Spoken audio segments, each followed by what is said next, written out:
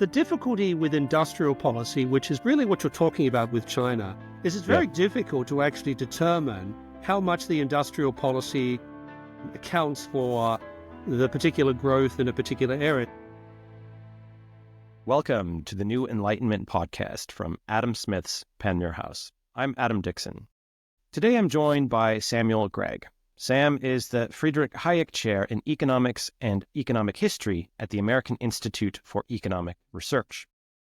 He has written and spoken extensively on questions of political economy, economic history, monetary theory and policy, and natural law theory. Sam joins me today to discuss the work of and continuing influence of Friedrich Hayek. Sam, welcome to the New Enlightenment. Adam, thanks for having me on. It's great to be with you. So I wanted to have you on, obviously, because you have the Hayek chair, and I'm sitting here in Panmure House, which is Adam Smith's home. And I know if you read Hayek's work, he was influenced by Adam Smith, so I thought it only appropriate to talk with someone about Hayek, who was a 20th century, let's say, accolade or student of Adam Smith. Though, many thinkers we can add as students of Adam Smith, even Karl Marx read Smith and engaged with his work.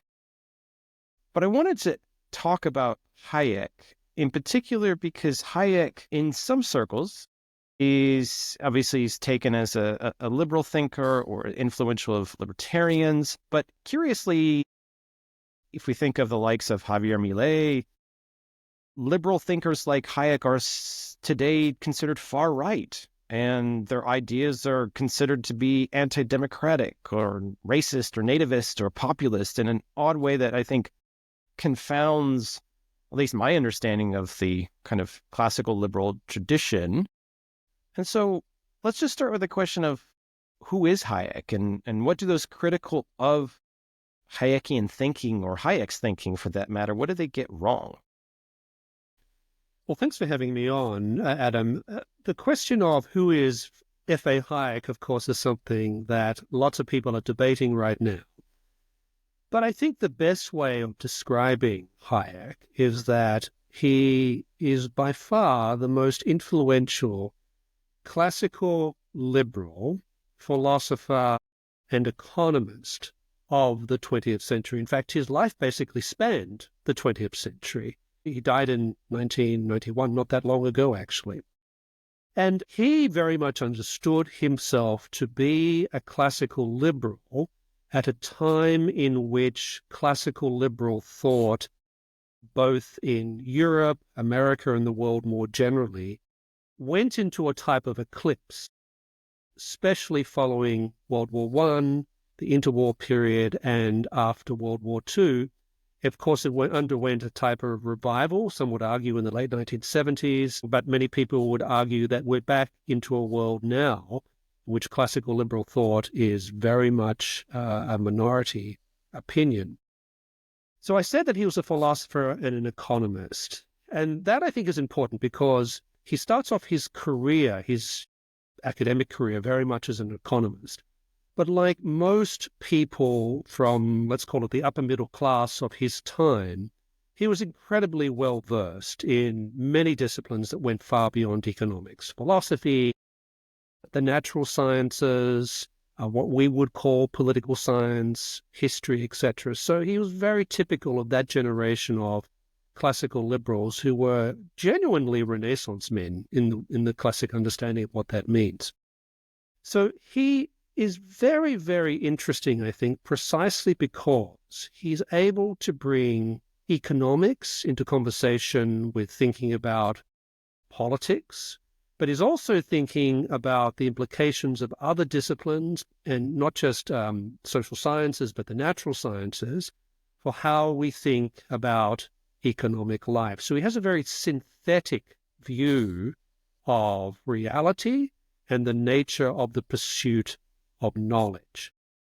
So it's curious to me that he has been presented in more recent times as anti-democratic, as someone who has a very social Darwinist view of the world, who has been associated with the promotion of a type of, let's call it soulless globalism that has no respect for culture that has no time for the finer things of life, that is very much a world of efficiency and effectiveness in which nothing else matters.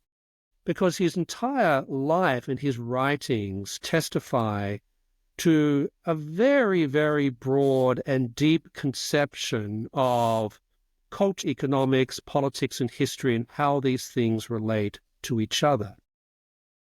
So I think when we think about Hayek that way, we discover he's a very multi-dimensional person.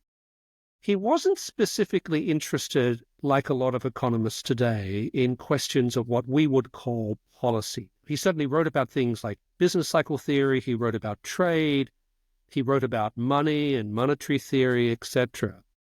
But really from the 1990s onwards, perhaps I think sparked by his famous debates with Keynes about the best way of responding to the Great Depression, he became very interested in exploring why it was that so many people were turning to the state for their economic salvation. And his argument was that this was not just a recent phenomenon, that the roots of this were very, very deep. They go back in history and they come down to questions about how we understand reason.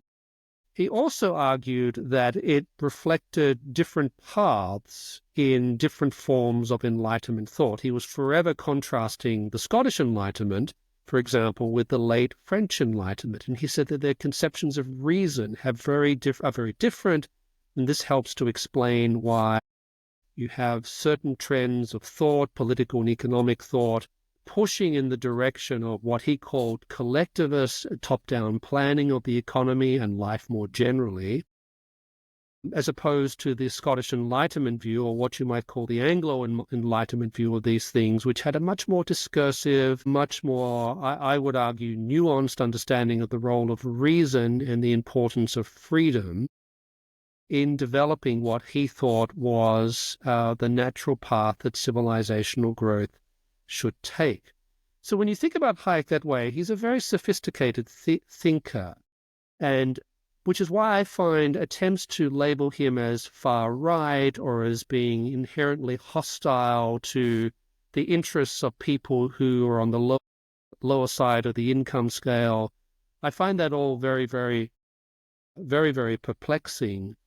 And what he offers us today, I think, is very much a synthetic way of thinking about the social sciences that is harder to find in an age of heavy specialization. As you know, in much of the academy today, specialization is the name of the game.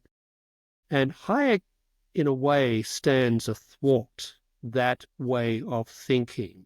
Now, by that, I just don't necessarily mean people on the left. He was critical of people who lined up very much with his preferred policy positions because of the way that they thought about different questions. People forget. He often arrived at the same economic conclusions as Milton Friedman, but he and Friedman had serious methodological differences, partly because he thought that Friedman was very much a positivist, but also because Friedman, I think, had great difficulty thinking outside the economic paradigm, and Hayek did not. Hayek was forever trying to push economists and political economists to think in a more synthetic way about economic questions, which is why I think people continually return to his work today for inspiration and direction. No, I think it's interesting where I sit here in Adam Smith's dining room, where what you say about Hayek, it's not dissimilar to Adam Smith. His library was extensive. And if you look at Smith, and I think one reason why Smith was so effective and enduring is he was a synthetic thinker. He was able to bring together. And what I find so fascinating about the Scottish Enlightenment is not simply that sort of grounded empiricism and that kind of theorizing from the real lived experience. That's a contemporary term, lived experience, but they were actually writing from lived experience, or at least observable records. But was the breadth of their interest, right? So they were talking about what the sciences, or what they would call natural sciences, and trying to understand the role of virtue and the in a way that when you think of Smith, you can't reduce Smith the economist, to this very mechanical supply and demand pin factory of specialization. It just does not, it doesn't express who Smith is. And so I find your discussion of Hayek to be very similar. It's almost Smith, but in a 20th century kind of context. And it's more about reason, and it's that breadth of, I think, what's made it interesting. And the comparison with Friedman is, I think, also opposite, where you can read Friedman and he does come off at times as being very cold and sterile sometimes, in the sense of what constitutes a society, in a way I think explains why some are turned off by at least Friedman's thinking. But I want to touch on this point about Hayek and Hayekian thinking being labeled as far right. Where do you think that is coming from? Where's that phenomenon coming from? Because if it's not an engagement with the work, is it just a part of a social movement, or it's an intellectual movement where someone needs a straw man, a bogeyman to kind of go after? And Hayek, because he's tied to, he's considered the father of neoliberalism, a term which I always find to be kind of too vague to know what it means. Where do you think that's coming from, this association of far right with, libertarian thinking, or even classical liberal thinking? So it's fair to say that economic globalization, which really started to gain traction, I would argue, in the late 1970s, and was very associated with people like Margaret Thatcher, Ronald Reagan, but also numerous other political leaders, not all of whom came from the center-right, I might add. Quite a few of the most successful economic liberalization programs were undertaken by center-left governments. People often forget that. But economic globalization has clearly produced great wealth, it's reduced poverty, etc., but it's also introduced a great deal of disruption into people's lives.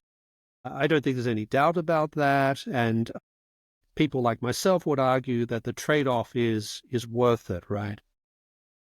But of course, some people on the left take a very different view of that.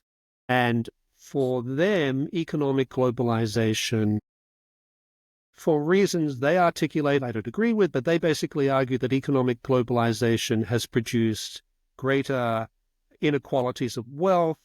It's led to much more instability for people who don't have particular sets of skills and abilities.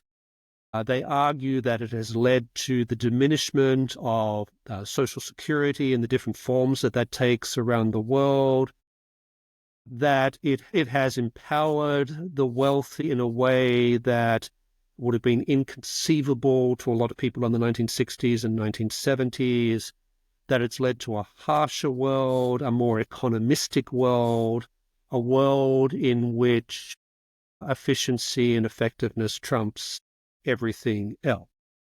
So that's the critique that you hear of economic globalization. And people like F.A. Hayek and Milton Friedman, but also a range of other thinkers associated with the Montpellier Society, people like Wilhelm Röpke, who was very much the intellectual architect of the German economic miracle, and a host of other thinkers who, to varying degrees, exercised influence upon economic policy, particularly from the 1970s onwards, when the world got into a lot of economic trouble and Keynesianism not only seemed not to be providing answers, but was also deemed to be part of the problem. So I think that is why we see an association of people like Hayek with the far right. I think that's the association that people are making. Now, I think it's a problematic association because Hayek was supremely disinterested in policy, actually. Really, for a long periods of time, he was much more interested in theory. He was much more interested in deeper social science questions. It's questionable how much influence some of these thinkers actually had and whether these changes occurred by virtue of necessity because the neo-Keynesian framework was breaking down and there was more recognition of different problems that were associated with it, like, a growing welfare state and what that meant, not just economically, but also what that did to the culture and the culture of society and work ethics and things like that. But because people like Hayek maintained what you might call the classical liberal free market position for a long period of time when it was not very fashionable to do so, it's not surprising, I think, that some people on the left have identified people like Hayek and Friedman and Röpke and a lot of other people as these type of progenitors of this economically globalized world in which we live. So I think that's the reasons why. As I said, I think it's a mistaken critique. When people say far right, I often say, well, does that mean that anyone who's not explicitly left wing? Because sometimes it seems to mean that seems what far right is determined to mean. But also, if you look at some of the manifestations of let's call it the populist right today, people like Hayek would have clearly, I think, have been very critical of it. So, for example, Hayek was very critical of economic nationalism, which is very much a feature of a lot of populist conservative discussion today. He was very much a free trader, and a lot of economic nationalists are decidedly not free traders. He was deeply skeptical of industrial policy, which is a position that is being adopted by economic nationalists across the world today. And he also didn't think that economic efficiency and effectiveness were the be-all and end-all. He also did not think in economistic terms about the world. Now, he was a great economist, I think one of the greatest of all time, but he never made the mistake of thinking about the world purely in economistic terms. And that makes sense, given his upbringing, given the very broad and deep and wide-ranging education he received at the University of Vienna at a time when it was going through a profound intellectual renaissance, a man who was deeply interested in all sorts of other questions. The notion that he only cared about economics and only cared about growth, I think, just doesn't stand up to the evidence of what the man wrote and the way that he lived his life.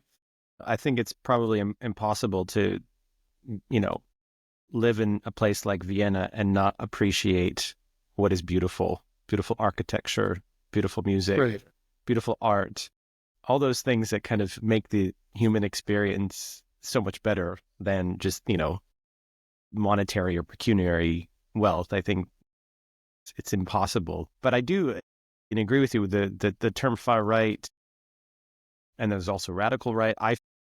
You open the newspaper, any newspaper, and it's really difficult to understand what they mean by that, because to me, you never hear just right. And I'm not making a kind of excuse or a claim or a pro argument, but I just find it confusing from a perspective of semantics. What is meant by far right? Because when Javier Milei in Argentina is claimed to be far right, I think, really?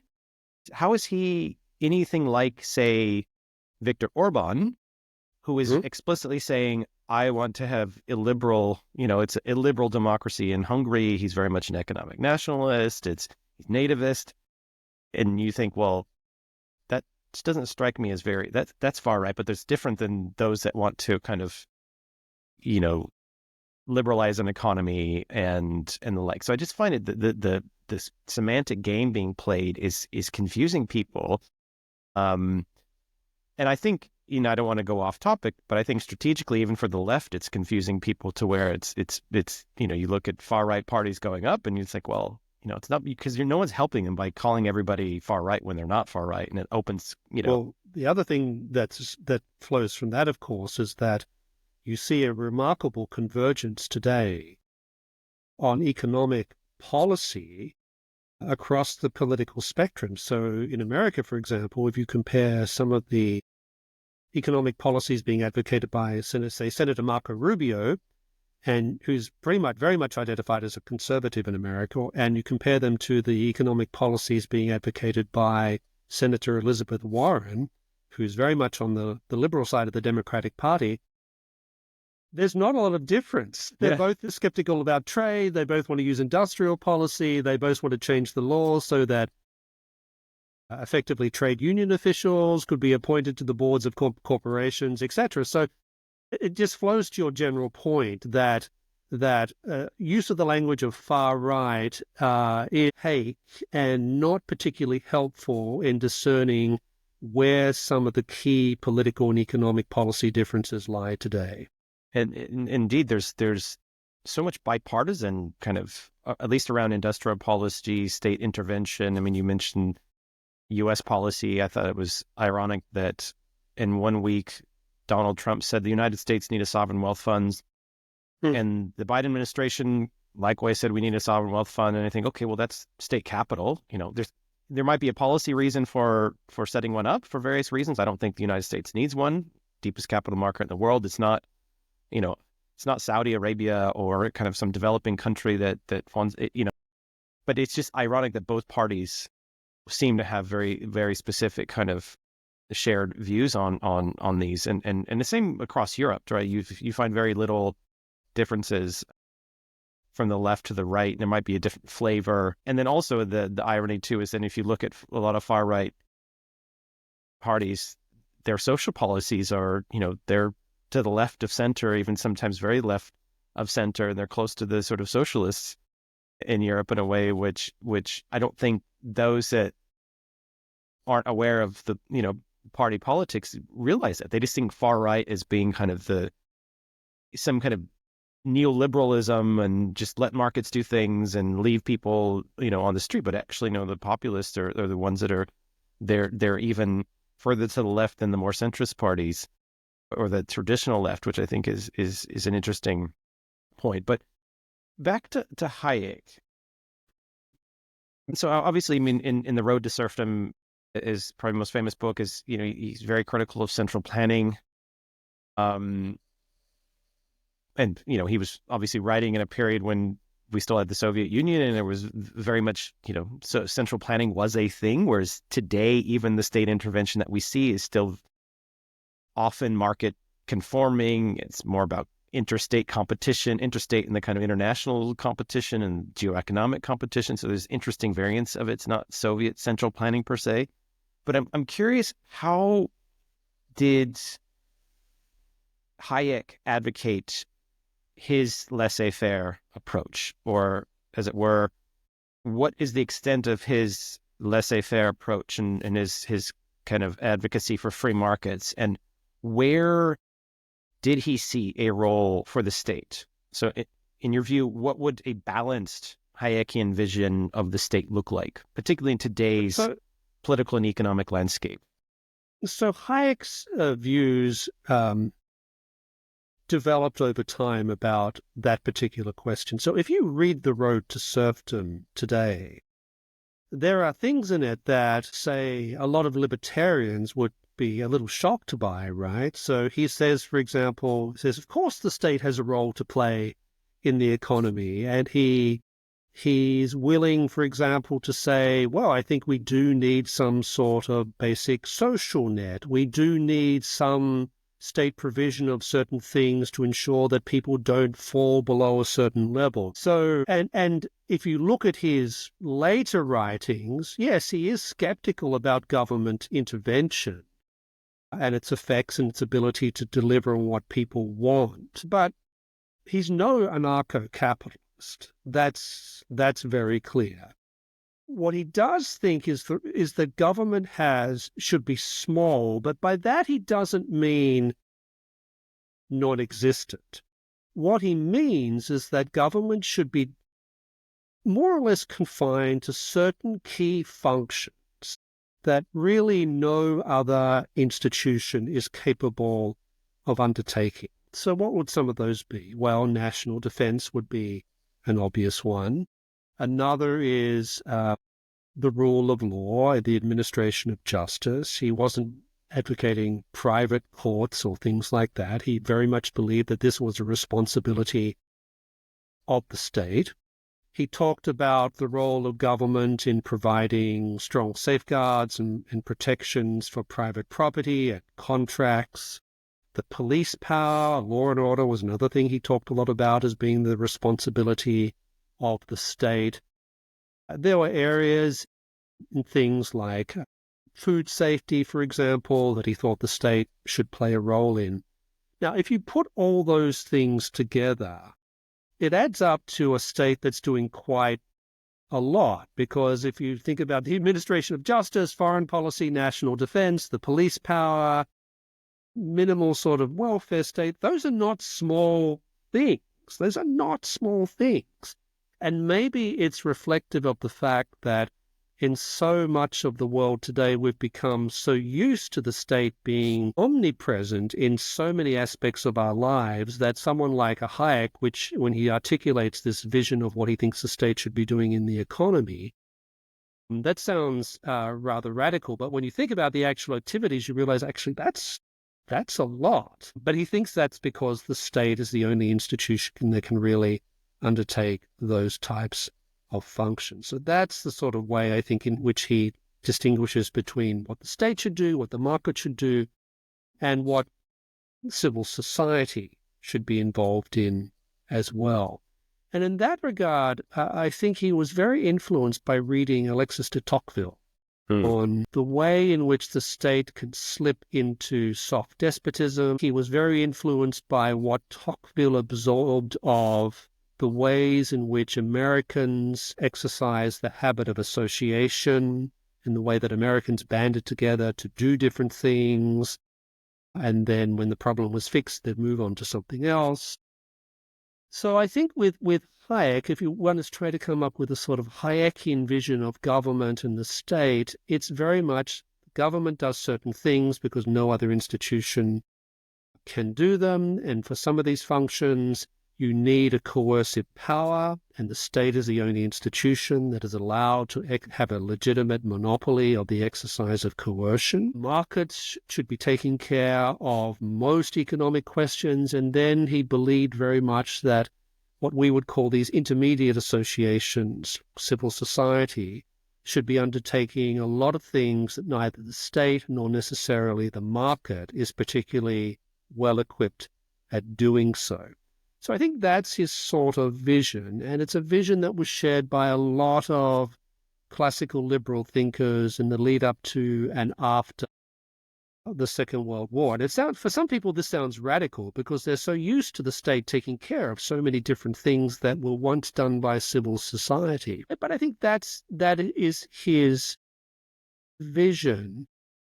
He was prepared to talk at different points about what would it mean if we took monetary policy and the control of the money supply away from the state, and we basically had a privatization of the monetary system. He wrote some monographs about this in the 1970s. And it's not that he thinks that the state has no competence here whatsoever. He's just observing that the state seems to be making a hash of matters in the 1970s when it comes to its inability to control the monetary supply in ways that keep inflation low compared to other ways of doing these things. So the notion that he's this sort of radical anarcho-capitalist doesn't stand up to the facts of what he writes in his books. And as I said, there's a segment, I think, of libertarian opinion out there that is actually very critical of Hayek because he's willing to entertain these sorts of things. I think Ayn Rand was pretty critical, I think, of Hayek for these sorts of things. So go ahead. No, I mean, it's just, I'm sort of like trying to calculate, everything up in terms of GDP. Mm-hmm. So what you say about, and again, which is very similar to, Smith's view of the state, right? He was genuinely concerned about the poor, and, he thought there should be a basic level of education, at least, how is that provided? I mean, that's up for debate, but he was always, an infrastructure that was too kind of big for any one person to do so, national defense. So it's very Smithy in Hayek's thinking. But once you start calculating that up and you think, as you mentioned, that these aren't little, right? So the state that Hayek is talking about, is it 25, 30% of GDP? When you start adding up, maybe that's a bit too big, but it's once you start adding national defense, security, or at least, the police force, and then just the administration of that, administering the courts, you start adding these things up, a basic level of welfare state, it becomes a big part of the economy, right? As we have, I think, in most advanced kind of liberal democracies. And then if you think about something we don't appreciate enough is the sort of the non-economic aspects of life, which, you can always put a value on it. So that, as you mentioned, the civil society and these other aspects, it's, what value of GDP is that? And then it leaves a little place for the market, right? And again, I think that's going back to what you said earlier about Hayek, is that his thinking isn't just market-oriented, market-driven, but that's the image that's portrayed about him as being this kind of father of neoliberalism and kind of a founder of the Mopellerian society, where it's just market, market, market, as limited a state as possible. But then what you're saying is actually, no, it's wrong.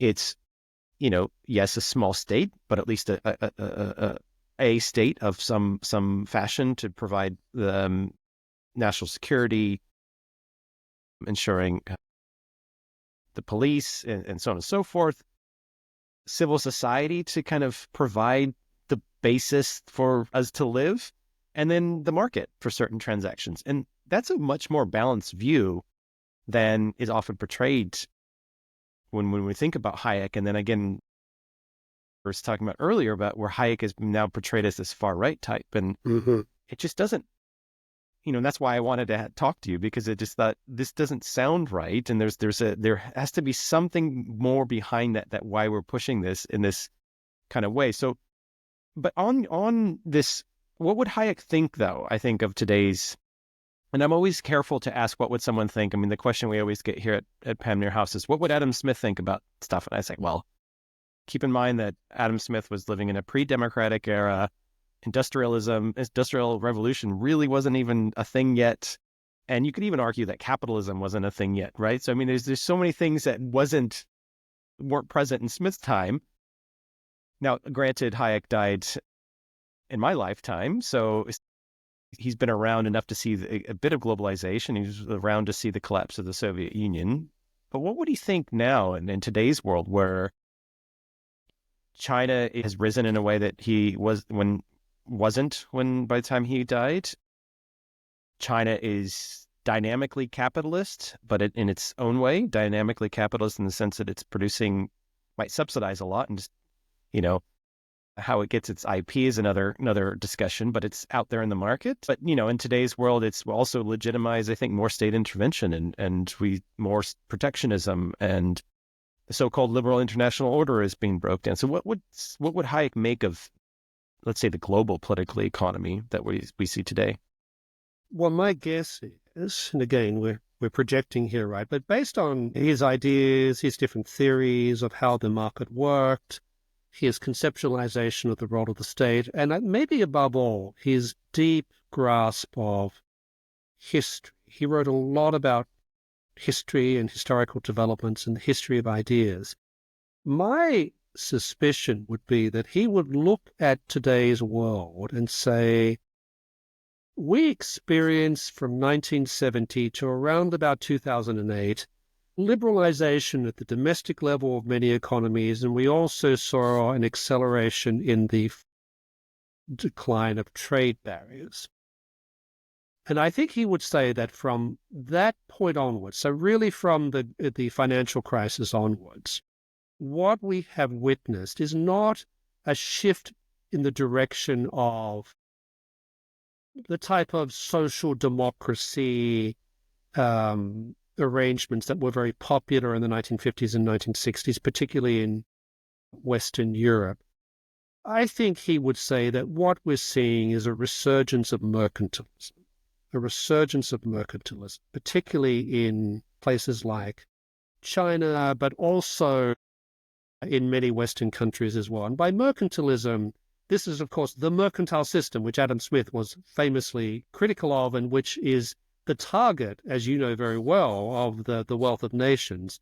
So mercantilism is not socialism. Mercantilism is not the extensive collectivization of private property or anything like that. Mercantilism is not collectivism as the way that is classically understood. Mercantilism is a world in which the state, you have private property, you have economic exchange, you have profit, you have capital, you have all these things. but the state takes a much more directive role in the economy, whether it's in things like trade barriers and tariffs, or whether it's selective interventions into the economy on grounds, political grounds rather than economic grounds, or sometimes economic grounds as well. But the notion that there's this sense that there are some areas in which we do not believe the market will deliver a better outcome absent substantive intervention by the state. And mercantilism is also characterized by very close relationships between the political class, and it doesn't really matter which party people belong to, let's just call it the political class, and the commercial sector. So in Adam Smith's time, this took the form of, as you know, the London literally giving a particular group of companies or people a charter to trade with a particular part of the world, thereby forbidding anyone else from that country from trading with that part of the world. And it would invariably be justified in terms of, well, this is important for the interests of state, etc. But it was also a very sweet deal for everyone involved. And I think that is very much what we see characterizing a lot of the world today. It's a type of neo-mercantilism. And I think the Chinese economy is mercantilism on stilts in many respects, right? Because it's not communism, it's not socialism, it's nothing like what existed during Mao's time. There is some sort of market that operates in China.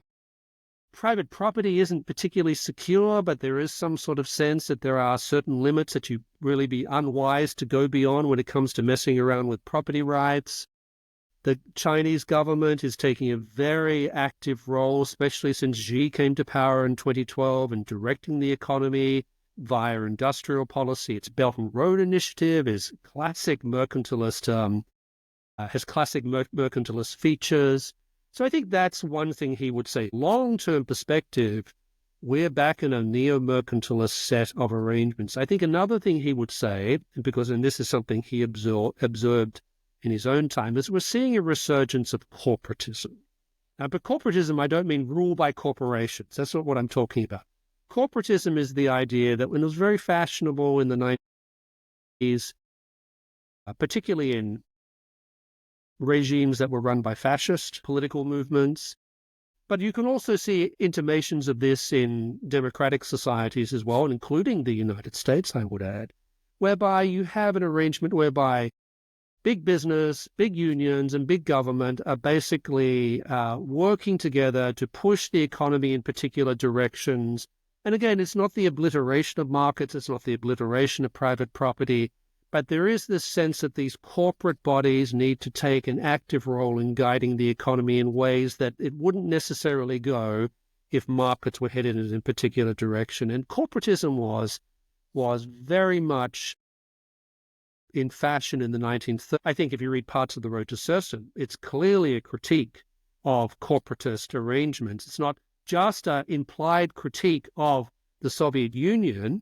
It's also, I think, a direct critique of the type of economic arrangements that prevailed in National Socialist Germany, Fascist Italy, Franco's Spain, going further back, Dollfuss's Austria, etc. So I think he would say we're living in a world in which economic globalization has been now overlaid with a strong trend towards neo-mercantilist and corporatist economic arrangements. And I think if objective analysis of these things would suggest that he's right. Now, you may like mercantilism, you might like corporatism, but I think that would be the suggestion he would make about the path that we've taken. The world is characterized by what I would say is state capitalism, and it's not exclusive to China. China may be more state capitalist, but if you look at the United States, you look at Europe, we're all state capitalists.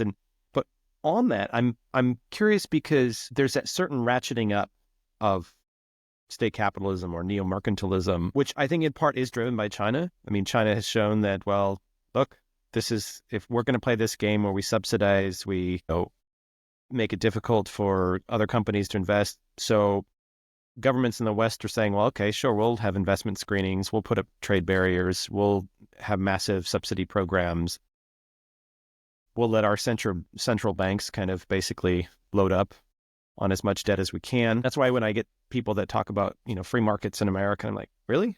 Are you sure? But in any case, though, I think the question I have, though, is, and this partly in relation to the conversation I've had with those that look at the rise of China and they say, well, we have no choice, right? There's a national security aspect and there's the military threat, the dual use of technologies, plus China's they're not playing fair, right?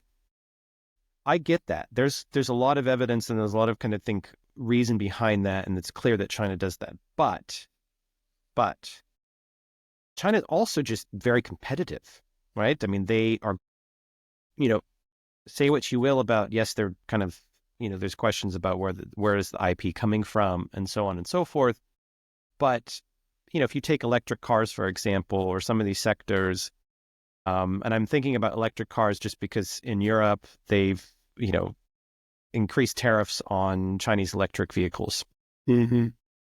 Same in the United States. Yeah, same in the United States. Exactly. And you think, well, wasn't the point that we want more electric cars because there's a green transition happening? And, isn't the point is that make them cheaper, right? So that more people drive them. Don't raise the price of it. And it's interesting because, you look at, yes, there's the likes of Tesla, which were, first out, and, Musk was, pilloried, and I guess the stock did really well and still does. Tesla does really well.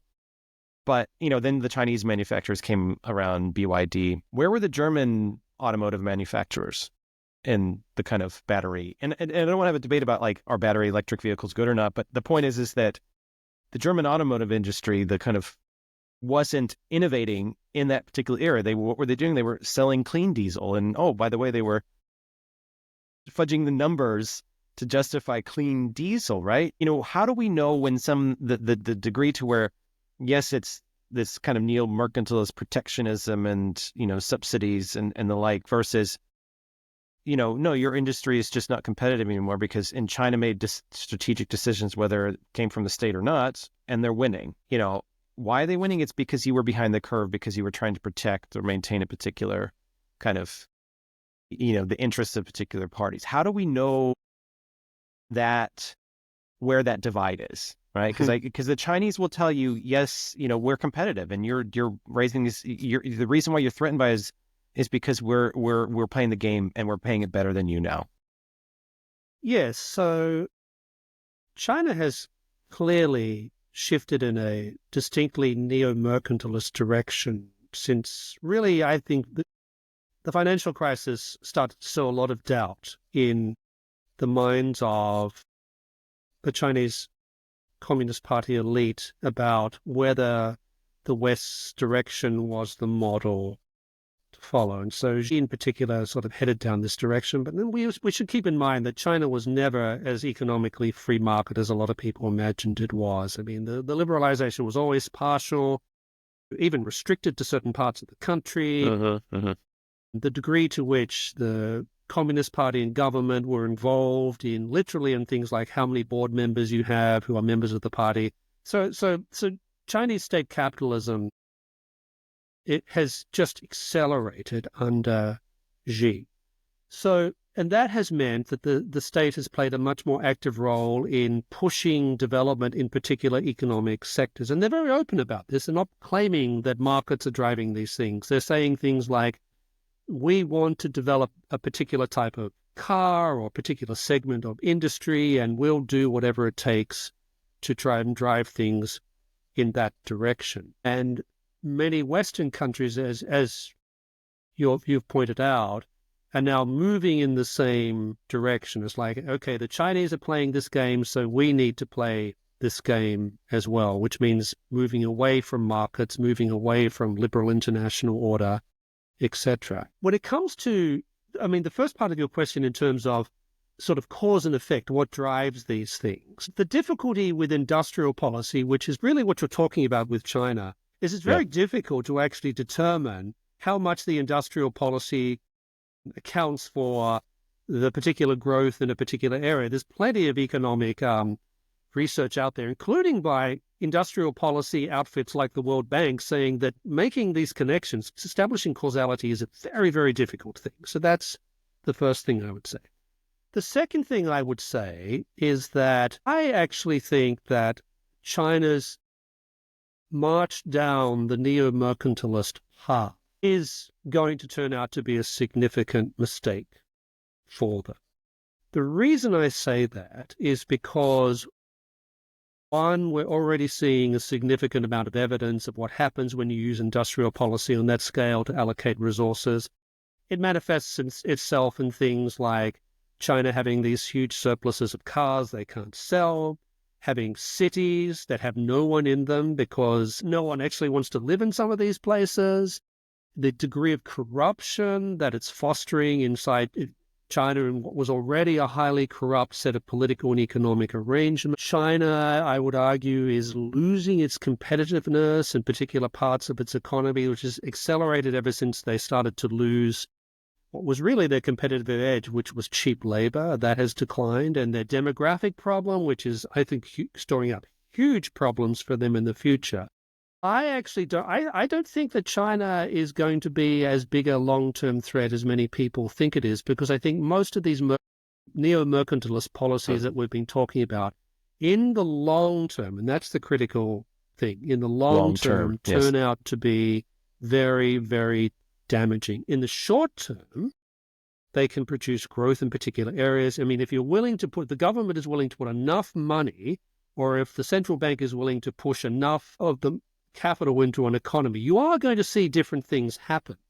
Problem is that that's really difficult to sustain over time. It produces long-term misallocations of capital that in turn produces massive misallocations of resources, be they human or material.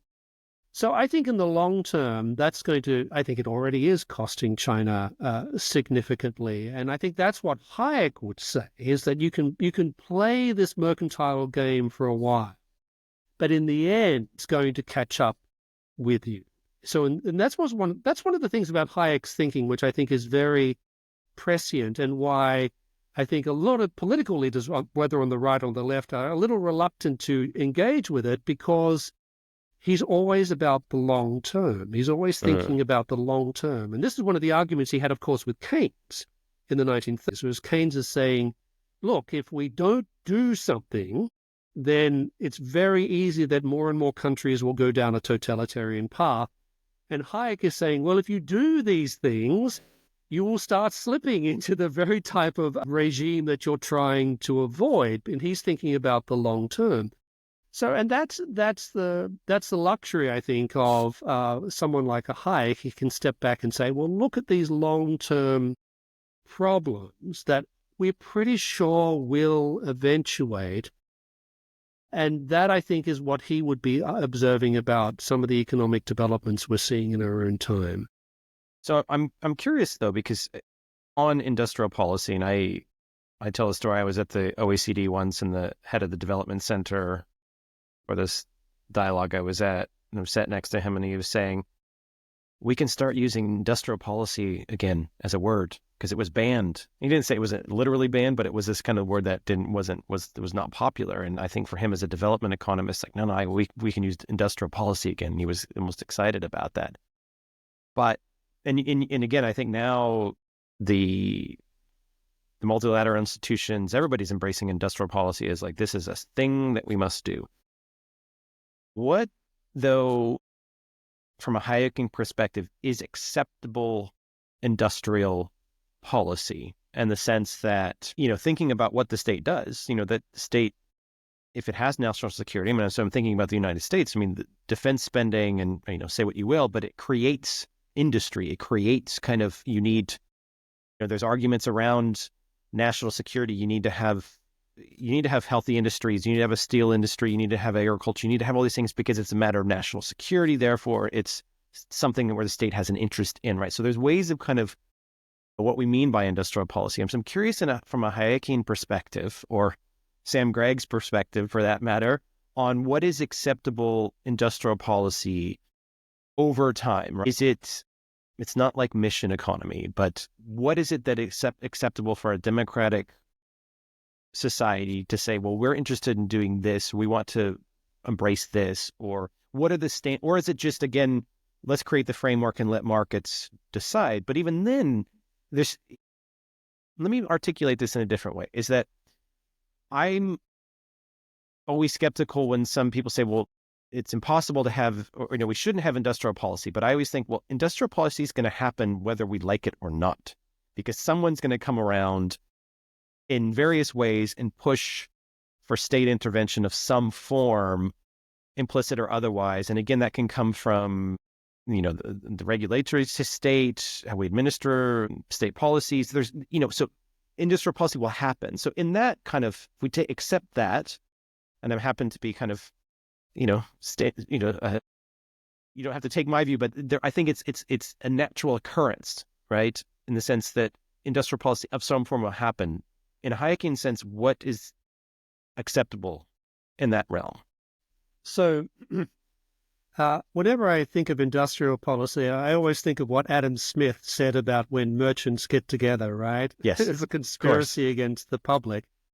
And then there is that is a very big dimension to industrial policy. I like to say this is me rather than Hayek talking. Yeah. But behind every industrial policy, there is a special interest. There's always a special interest pushing a particular thing. And that includes, by the way, some aspects of national security and national defense. The defense industry, in particular parts of the defense industry, have a vested interest in making sure that certain types of technologies and equipment are produced in America or made by Americans, even if those forms of technology or equipment have become redundant, right? Because they want to keep the state contracts coming through. So that's one thing. So, but the broader question I think you're pointing to is this relationship between national security and industrial policy. And as many of your listeners will know, that Adam Smith always said that defense trumps opulence. So Adam Smith, and I'm very sure Hayek, well understood that national security is something that trumps what you would otherwise rely upon the market to supply. So all free marketers, I actually don't know any free marketers who would deny that. But then you get into interesting questions like, well, what constitutes industrial policy? And people who have an interventionist approach to the economy, almost everything is industrial policy. Monetary policy is industrial policy. Welfare state is industrial policy. And so I tend to define industrial policy in terms of it's not welfare, it's not a welfare system, it's not monetary policy, it's not even defense policy. Industrial policy is selective interventions into the economy in particular sectors to try and realize a different outcome that would otherwise be delivered by markets. Now, when it comes to national security, you can say that, okay, there are certain things that we have the government produced, or we have a government, private institutions provided with government contracts or special tax breaks or whatever it happens to be, so that they can produce a particular thing that we consider to be very important for national security purposes.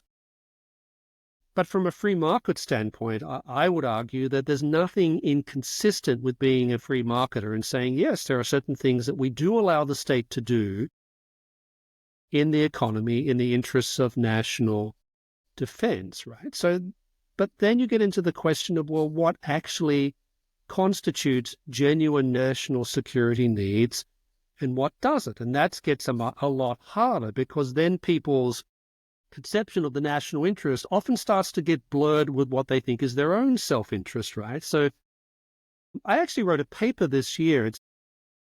It's publicly available, that talks very explicitly about this whole question of national security and free trade, but by extension, free markets altogether. And so what I think we can say is that, yes, there is a genuine national security exemption when it comes to free markets and what we what one free marketer would say wouldn't be the free market's primary role in driving markets, etc. But we have to be really, really careful about what constitutes national security and what doesn't, because I'm seeing in a lot of developed countries right at the moment, maybe you've noticed the same thing, is the national securitization of everything. Everything becomes a matter of national security. So the worst example I've ever heard of, and it might be apocryphal, but it's a good one. Whatever is the peak organization that represents the manufacturers of fitness equipment in the United States going to Congress and saying, we need subsidies. We need subsidies to produce fitness equipment because we need fit Americans, and fit Americans are absolutely essential for national security. That's an exaggerated tale. I think it's true, it might not be, but it exemplifies the problem whereby everyone starts to say that having a steel mill in my congressional district or my state, or having microchips or whatever it happens to be produced in this part of the country is absolutely necessary for national security. And if you don't agree with me, then you have become blasé or disinterested in what is a genuine national security problem. So I think that's actually the debate that we need to have when it comes to this issue. How do we define national security? What does this actually mean? It's not everything. National security is clearly not everything. And how do we maintain a line between what is a genuine national security question and what is clearly an attempt to extract resources from the state by claiming that something is a national security issue? Now, the line is sometimes not always easy to draw, but in this particular paper, I make a stab of it and try and outline the different framework through which you think through some of these questions, because at the moment I fear that the moment you say national security, then people see that as a rationale for suspending what you would otherwise allow the market to take care of. Sam Gregg, thank you for being on the New Enlightenment podcast. You have been listening to the New Enlightenment podcast from Adam Smith's Panmure House. If you found this interesting, please consider subscribing and sharing. If you would like to learn more about Panmure House, please go to our website, panmurehouse.org. Thanks for listening, and until next time.